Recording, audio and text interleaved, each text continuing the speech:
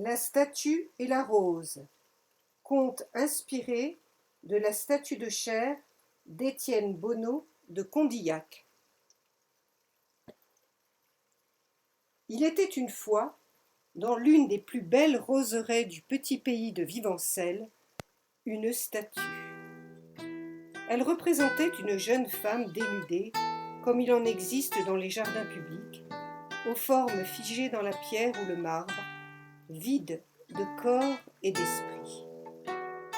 Mais la statue dont je vous parle était bien particulière. Elle était vêtue d'une peau humaine qui enveloppait si bien les lignes douces de sa silhouette qu'on l'appelait la statue de chair. La rumeur disait que des 5 sens, elle ne possédait que celui de l'odorat. Souvent, au gré de leur promenade, les passants s'arrêtaient, intrigués. Un jour, l'un d'eux, poussé par l'audace, me contemple longuement, me tend une rose et me chuchote à l'oreille. Chère statue de chair, toi qui ne peux que sentir l'air du temps, respire ce parfum de fleurs de rose. La statue de chair se penche alors pour sentir la fleur de rose. Elle s'enivre tellement que tout son corps s'imprègne du parfum de fleurs de rose. Toute à cette sensation nouvelle, mes lèvres s'entrouvent merveilleusement. Ainsi, de la sensation naît le mouvement. Les semaines, les mois filent.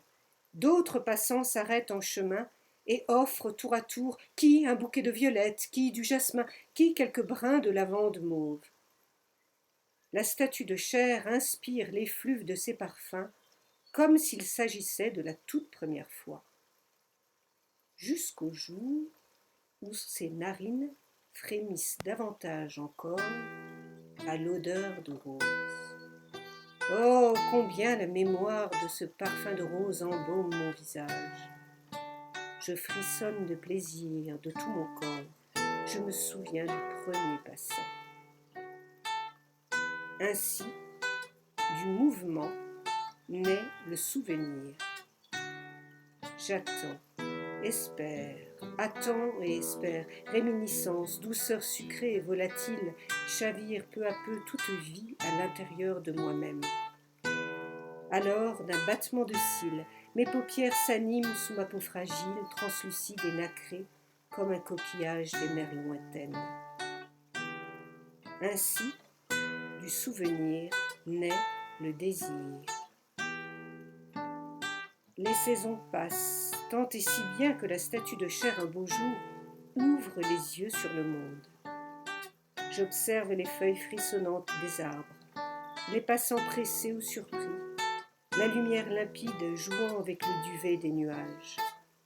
Puis, j'entends le murmure orchestré des oiseaux, la fontaine ruisselante près du bassin d'eau claire. Je savoure l'air encore tiédi et humide du crépuscule qui caresse ma peau.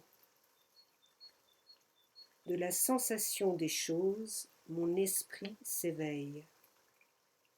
Alors, la statue de chair se lève, avance en marche sur le chemin de la connaissance.